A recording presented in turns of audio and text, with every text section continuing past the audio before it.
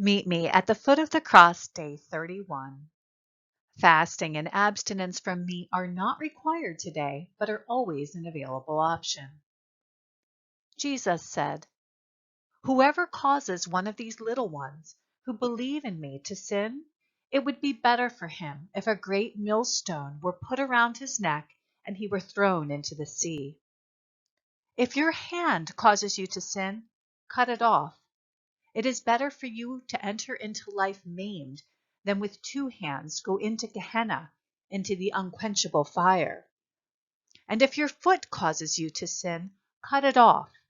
It is better for you to enter into life crippled than with 2 feet to be thrown into Gehenna.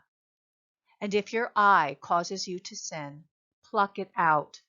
Better for you to enter into the kingdom of God with one eye than with 2 eyes to be thrown into Gehenna, where their worm does not die and the fire is not quenched."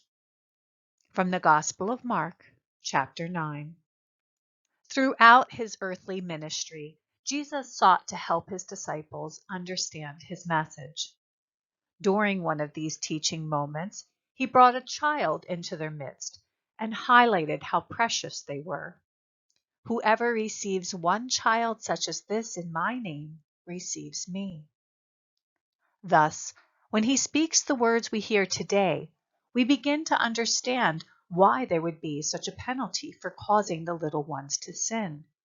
Because every person, no matter how young or old, has value.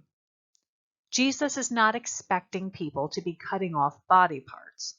He is using exaggerated language to convey the importance of avoiding sin. He is explaining that there are grave consequences for sin, and that it would be a lesser fate to take such extreme measures to avoid them. What are the things that cause you to sin? What can you do or have you done to avoid these things?